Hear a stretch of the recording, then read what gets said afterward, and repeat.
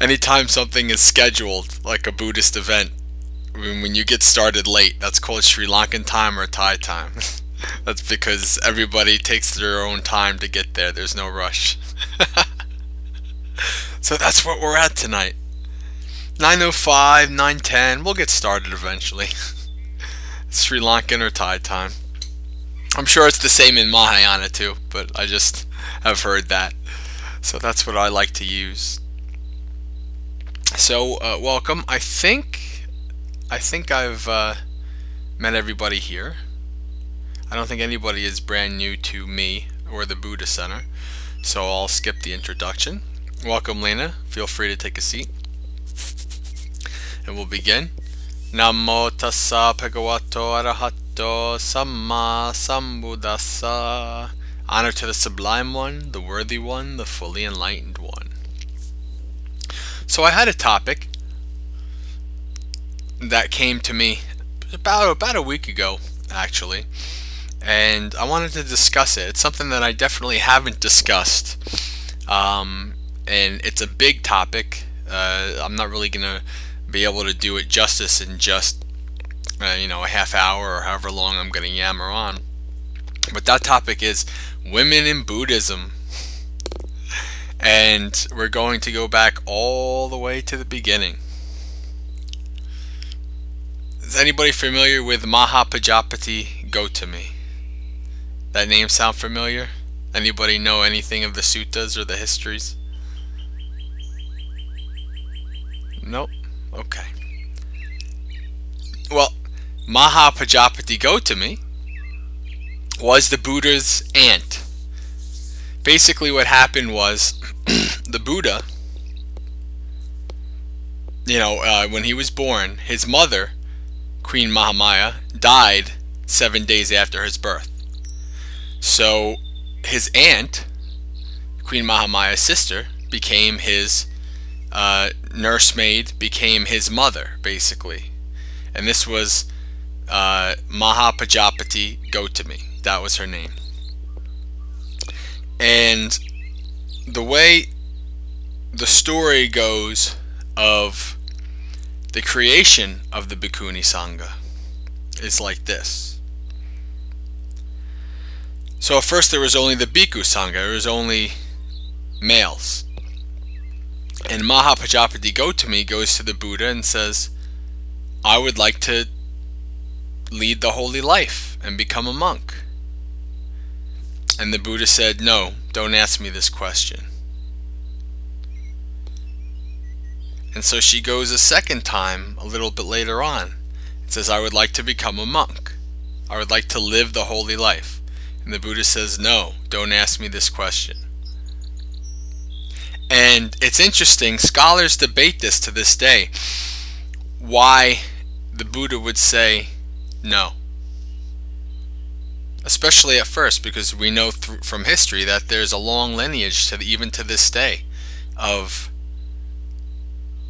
bhikkhunis.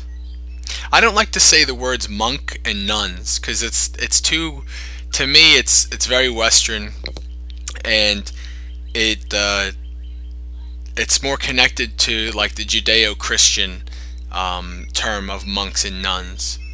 And in Catholicism, Christianity, a monk and a nun is not really on the same plane. But in Buddhism, with a few rare exceptions, a bhikkhuni, what is a female monastic, and a bhikkhu, which is a male monastic, are pretty much the same. And we're going to go over all of that stuff a little bit later on. But back to the story. So, the Buddha at that point, after Mahapajapati Gotami asked 2 times, the Buddha had to go to another place. The Buddha was always wandering. He wasn't staying in one place too long. So he went to another place to teach. And Mahapajapati Gotami decided that she was going to shave off her hair, get on a rag. The robes back then, by the way, were not like nice robes that you see monks wear today. The robes during the Buddha's time, what they used to do was they used to go to charnel grounds.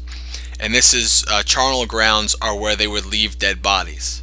So what the monks would do back then, and what the Buddha did, was to go to the charnel grounds and get the clothes from the dead bodies and sew together a robe. That is their robe that they used to wear. So Mahapajapati Gautami shaves off her head, puts on a robe, and begins to walk to, whatever the 80, 100 miles, wherever the Buddha was next. And so she arrives there to the Buddha. She's, weary from the journey. She's got, her feet are all scraped up. She has a tear and all this stuff. And she goes to the Buddha one more time. She says, allow me to lead the holy life and become a monastic, become a renunciate, a bhikkhu, bhikkhuni. And the Buddha said again, no, don't ask me this question. But then the Venerable Ananda was the Buddha's attendant. And this was the monk who helped out the Buddha in his daily life, brought him tea, set up his places to sleep, all this kind of stuff. So Venerable Ananda said, Lord,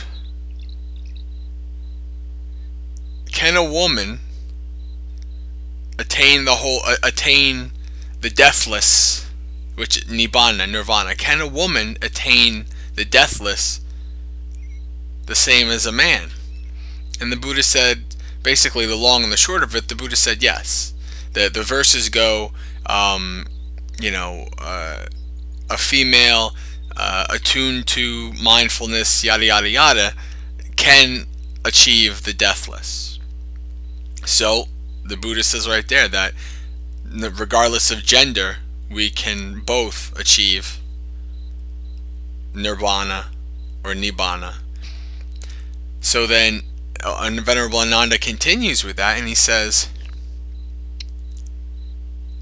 well, think of what Mahapajapati Gautami did for you. She took over for your mother. She breastfed you. She took care of you. She raised you. It would be good if you allowed her to go into the homeless life, into the life of a renunciate. And the Buddha said, at that time he relented. He says, okay. And this is how the Bhikkhuni Sangha was formed. Now, however, there's 227 rules, the Patimokkha of the Vinaya. This is for the monks, the male bhikkhus, the bhikkhus. 227 rules. There are more rules for the bhikkhunis. And if we look at these rules, I'm not an expert in the Vinaya, so I'm not going to be able to list them all off exactly as they are, but I'll give you a few examples. If we look at these rules today, we might think, wow, that's sexist. How can this be? How can that be? That's not real gender equality. But the thing that you have to think about is, this is 2,600 years ago. This is 500 years before Rome became an empire.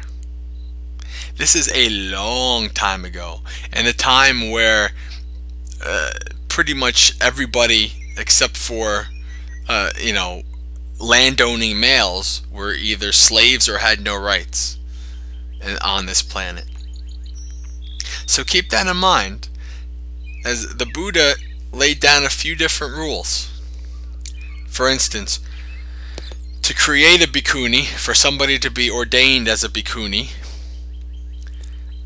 there have to be present both bhikkhus, the males, and bhikkhunis. So that's one rule. And that's a rule that's debated, because if you know Ajahn Brahm, and the whole thing of him ordaining bhikkhunis in 2009, that rule, that can cause a stir, but we'll talk about that a little bit later. The other rule is, if a nun breaks a rule, she has to confess this to both nuns and monks. A bhikkhuni cannot teach a bhikkhu. A bhikkhuni has to, in terms of deference, a bhikkhuni has to defer to a bhikkhu. So you have these extra rules. I think, if I'm not mistaken, there were 11 extra rules. And Mahapajapati Gautami said, yeah, I accept those. And hence, the creation of the Bhikkhuni Sangha.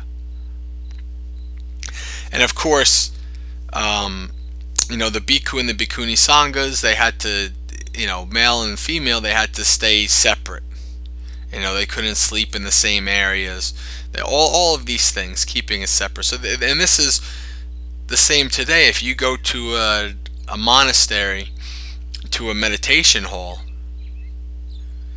maybe not in all traditions, but in still some traditions, like a Theravada tradition, you will see. And I never experienced this being, you know, growing up Christian. I always heard about it in Jewish temples, but I never experienced this until I went into Bhavana Society and I saw you go into the meditation hall and the right is for women and the left is for men. And I was like, oh, that's kind of interesting. Of course, it's you know, Bhavana Society is a forest monastery. So even the forest monastery itself, the left side of the monastery, all of the woods and the little little cabins where everybody sleeps, the left side is all female only. Males can't go on that side. The right side is male only. Females can't go on that side. Kutis, that's what they're called. That's what when you hear the term kuti, that's basically a little cabin in the woods where you would stay. So the Bhikkhuni Sangha was formed, and in, you know, some places on the planet, like in China, Japan, the Bhikkhuni Sangha has a pretty old lineage, and in other places, like Sri Lanka and a couple of the Theravada traditions, Bhikkhuni Sangha actually died out like about 500-600 years after it was created. And now there's efforts today of bringing back that Bhikkhuni Sangha. You see that with Ajahn Brahm. You see that big time in Sri Lanka. There's and I think that's something that's important, because I think of myself, if I was a female and a Buddhist, I think, although we try to get away from the gender thing, because really gender is just a concept. Gender is and sex is just is something that is of form, right? It's of the 5 aggregates. So it's really not me. So me, I am female, I am male, all of that is basically wrong view. So we try to get away from this male-female thing. However, when we're dealing with culture and we're dealing with humans, it's part of it. There are some Buddhist traditions. Well, actually, some would argue that almost all the Buddhist traditions are very misogynistic, controlled by men.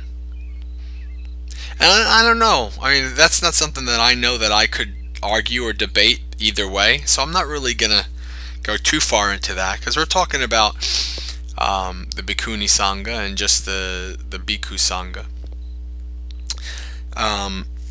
But needless to say, there are Bhikkhunis out there.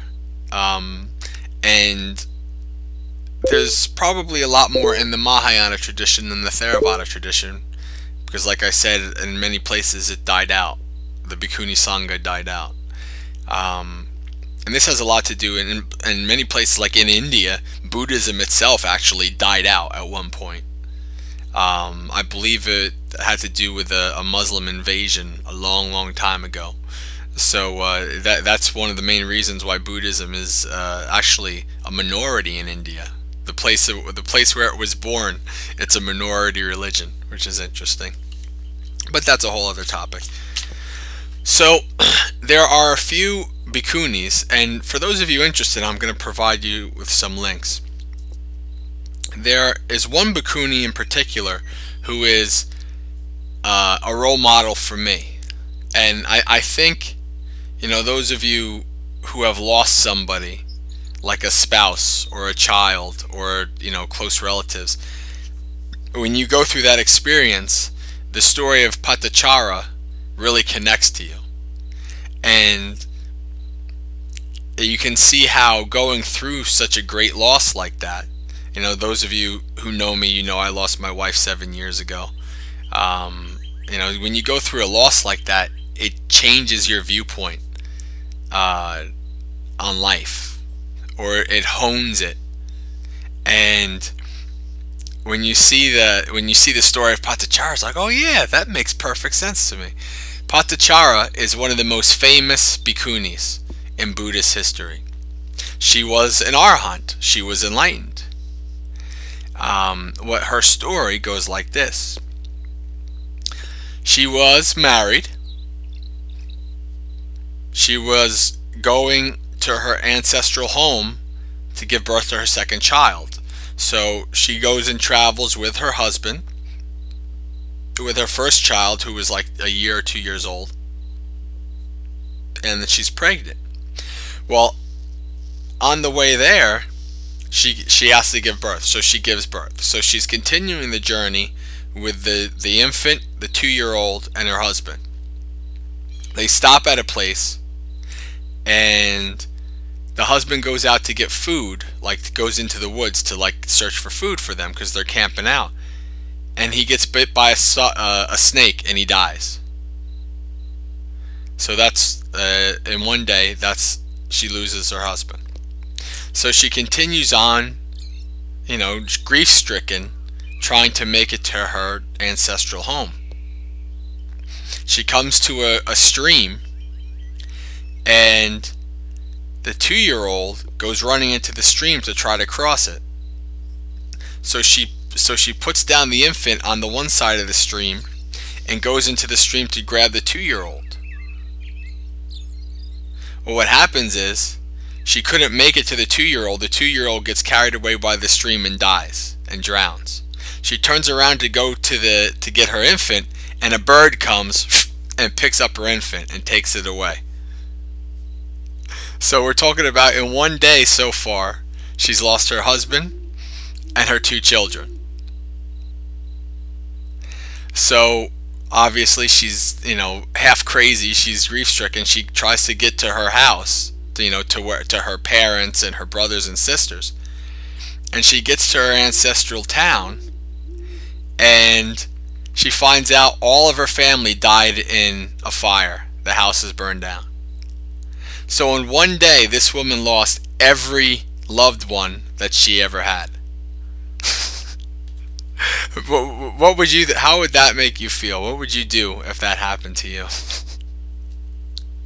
Well, I could tell you what happened to Patachara. She went nuts. She was basically lost it. She had what we would call today a mental break. And she was just basically going from town to town crazy, like half naked and stuff like that, and people would throw stuff at her and all these kind of things. So she gets to this one town, and this is like, I don't know, maybe like there's no time frame to this, so you don't know how long she's been nuts running around. So she gets to the one town, and in this town the Buddha's teaching. And so she's going around and everybody's throwing stuff at her. Get out of here, you crazy loon, blah, blah, blah, you know. And so the disciples of the Buddha and the people who are listening to him teach, they start like getting in on it. Like, get out of here, you crazy, you know, blah, blah, blah, throwing stuff at her. And the Buddha says, you know, basically he says, Patachara, what is wrong? And he, you know, started talking Dhamma to her, and she snapped out of it. And from that point on, from hearing the Buddha talk, have a Dhamma talk, she became a nun. She renounced. So she became a bhikkhuni. And she became one of the most famous bhikkhunis, an enlightened bhikkhuni. I don't know exactly off the top of my head, but the link that I will give you has the story of Patachara in it. So you can read that. So there is a whole sutta, there's a whole Nikaya on words from bhikkhunis. Did you know that? There's a whole section of the texts on words that are just from female enlightened beings and female monks. And I'll give you that link too. So, although there are still gender issues, we can look today, in Buddhism even, we can look back and we can see that even though there were different rules, 2,600 years ago, there was this ability for women to take charge of their life, to have a choice in their life, to renounce and to lead the holy life and to become enlightened. That's pretty much unheard of. I'm a student of history. I know more than most about what life was like in ancient times, and it wasn't a good place for women. For the most part, there are some places here and there where it was different, but for women to have that chance and that ability to do that, to become to renounce and to become a bhikkhuni, it's very unheard of. And just like in the Bhikkhuni Sangha, it's a democracy. In the Buddhist monastic tradition, everyone has a voice. It's a democracy. Everything is decided with the group. So again, we have democracy and we have pretty much equal rights for women 2,600 years ago in India. It's an amazing thing to ponder. So I think that might be everything, although I'm trying to think of what else I wanted to say. I know there's one or two things I wanted to say, and I usually remember them after a while. After I say, does anybody have any questions or any other comments, and then something pops into my head. So does anybody have any questions or comments regarding women in Buddhism while I find the links for you? You're going to explode.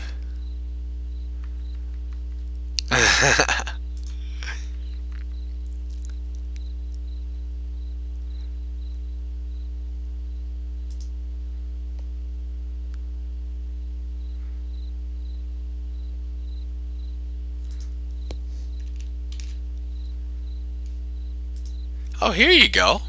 See, this link is interesting, right? This is the question. What did I say? And I wanted to discuss this a little bit more. The question about why did the Buddha say no to Mahapajapati Gautami? So if you're interested in learning a bit more about that, that link is for that. You don't understand why this is long. What's long, Lena? Yes, Moria, she does shave her head. It's gender equality, right? The shaving of the head. And actually, I suggest this. I'm not even a monastic, and I love shaving my head. and you know, having a wife who had cancer and lost her hair, I kind of like the shaved head look on a woman too. And I know of one woman at work who is not sick, but she also shaves her head. Could you imagine not having to worry about washing your hair and spending time putting stuff in it and cleaning and beautifying it and all this stuff, you know how much time you would save? I do. I've never had long hair, and even just having normal hair wastes a lot of time. That's why I like a shaved head. I don't have to worry about anything. I just wake up, it looks the same as it did yesterday. No, actually, Clark, I haven't. Talk to us about that, the Tibetan nuns. But yes, the for bhikkhus and bhikkhunis, it's the same in terms of wearing the same robes. Although bhikkhunis have, I believe, 2 other robes.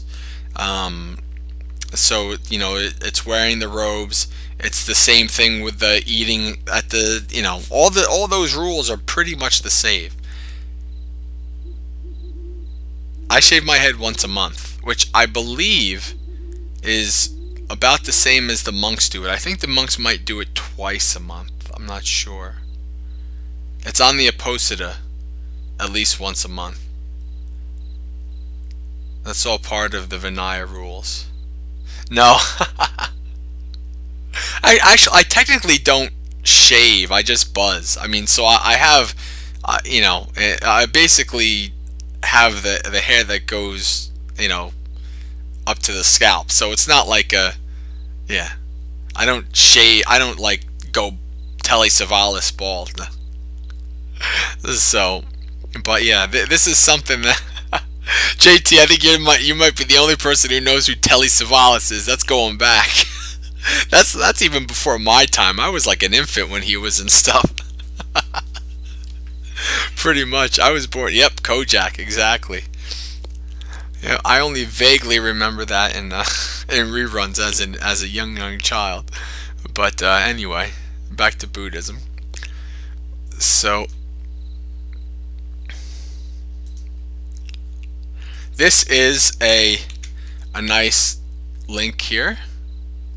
It's Buddhist women at the time of the Buddha, and these are not all monastic women. So you know, some of them are from different stories. For instance, Kisagotami, the mother with the dead child. That's the one with the find a mustard seed from a house where there has been no death, and I'll bring your child back for you. And she never could. So if you're interested in the story of Patichara, she's the last link, and that link that I just posted.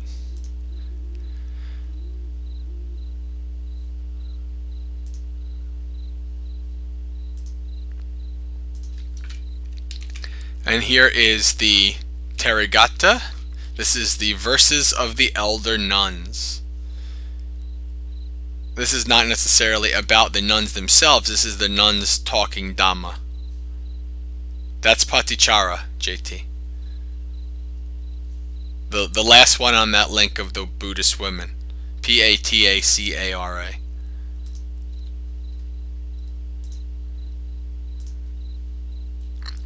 Ah, yeah, okay, this is what there's one thing here that I wanted to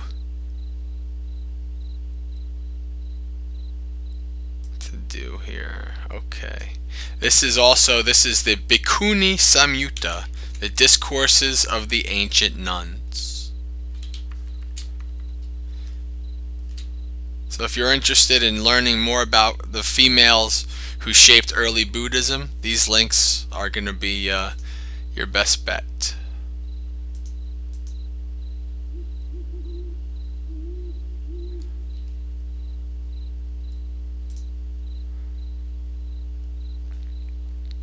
Now, one of the things that I did want to bring up, this is interesting here, in that last link that I gave you, there's the story of Soma. And all of these stories are actually the bhikkhunis, the female nuns. They're doing their thing, they're meditating, they're going for alms, and Mara, the deceiver, tries to come and you know, keep them off the path, or do something so that they screw up. And this one I like. I enjoy, and I'm going to read this directly to you.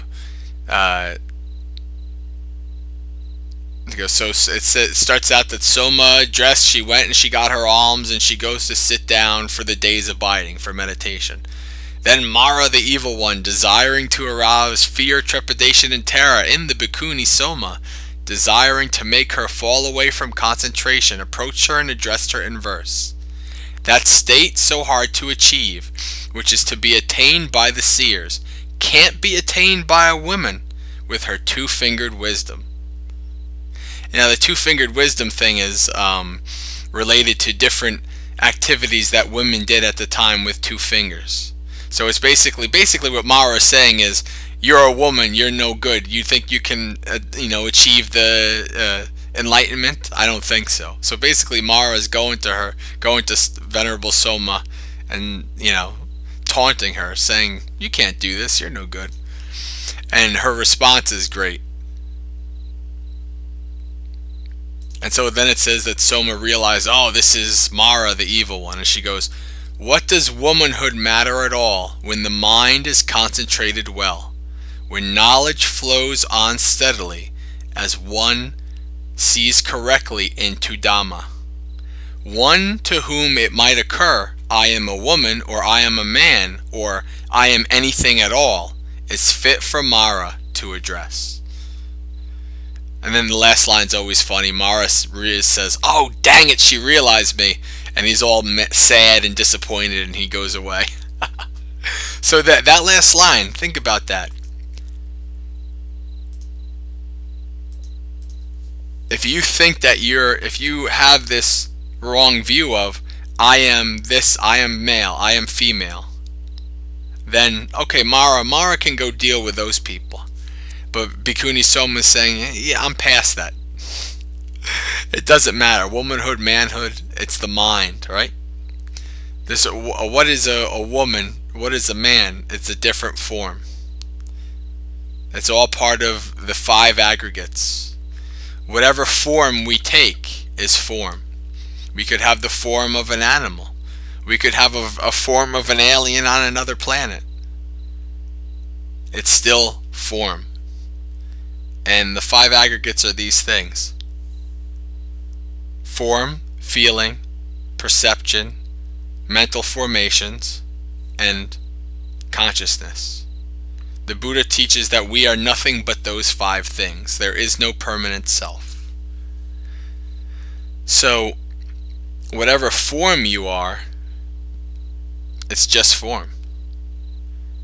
We add on cultural importances, differences as humans. We add on male, female. This is what males do, this is what females do. But if you're beyond that, this is just your form. I have a male form. You have a female form. Your pet has a dog form. It's all form. So that's what Bhikkhuni Soma is saying when she says that. If the people who think, I am man, I am woman, go bother them, Mara. Don't bother with me. I see you. You can't trick me anymore. That's what she means by that. And that's powerful. And that's what's great about that. You can read all of this teaching, this Dhamma, from both men and women from 2,600 years ago. Nama Rupa, name and form, yes. Yep.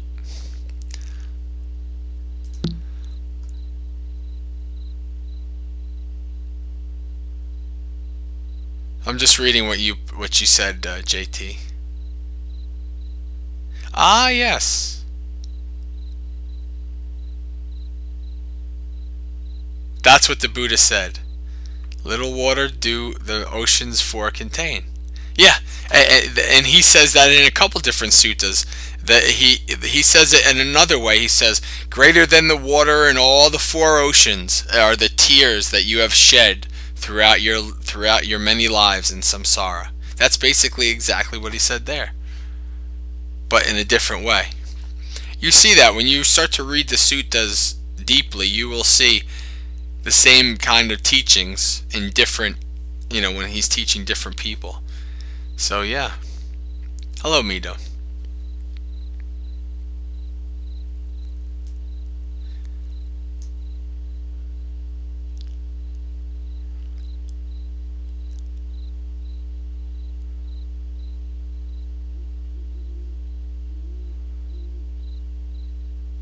Yes.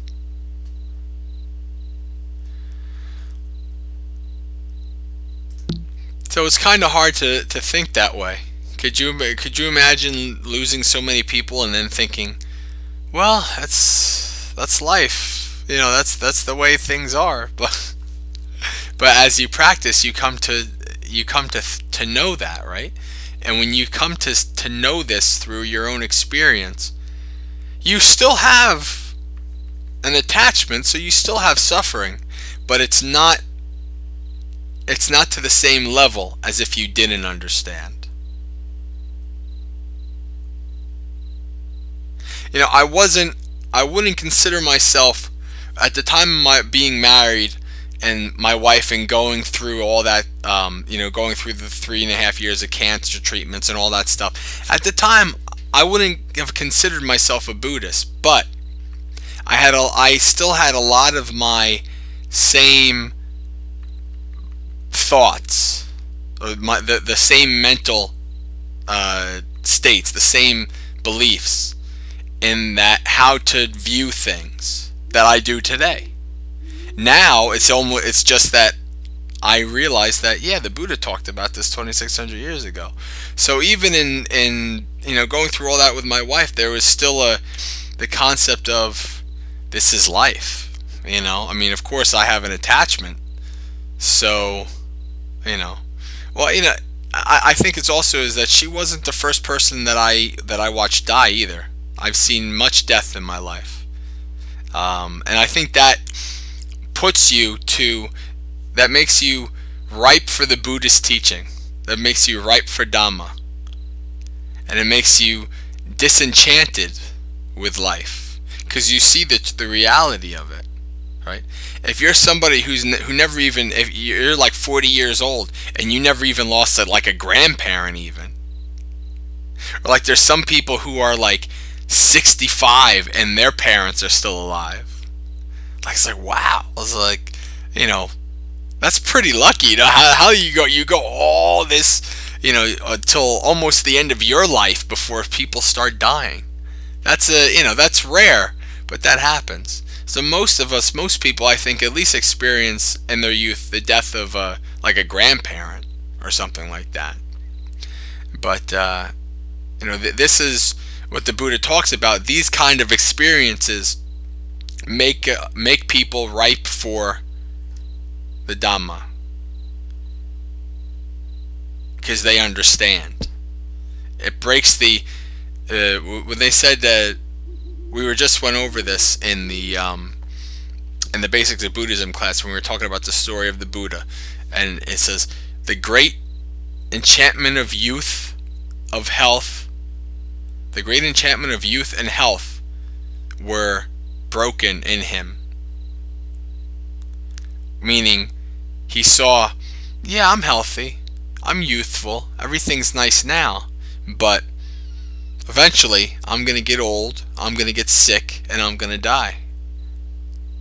So I'm not going to be attached to these being young and healthy. So that's where that comes from. That's where the teaching comes from. And that's where the story of Patachara comes from, in that when she went through such an experience that it made her able to understand Dhamma more like not much other people, and she was able to be enlightened and become, one of the most famous of the Bhikkhunis.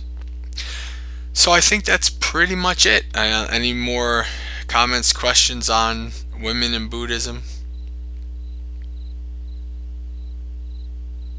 I will say, I guess maybe we could talk about Buddhism in the West and women. I've heard often it's said that most Westerners who are Buddhists are women. Like the people will say, I go to a Buddhist, temple or monastery, and like 90% of them are women. And I don't know, that might be the case, that more women are into Buddhism than men in the West. But I'm not so sure. I haven't necessarily seen that myself. Everywhere I've gone, it seems it's been pretty much equal, men and women. But it depends on the tradition. I'm sure it depends on the location.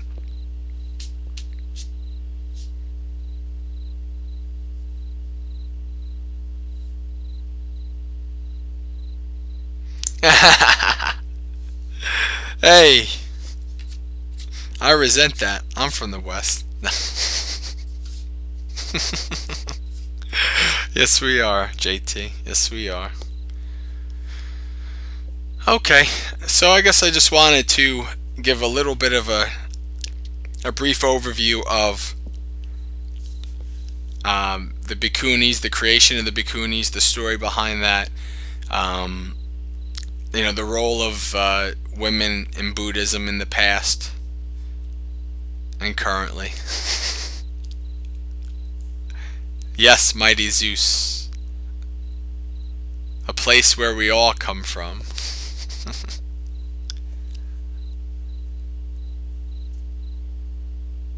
So unless there's any comments or questions, I think we can end here.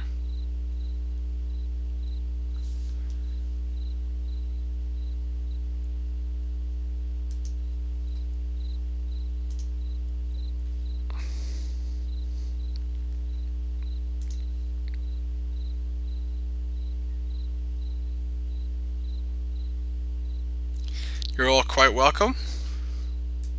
Until next time, as always, much metta to you all, and Sukhi Hantu. May you be happy.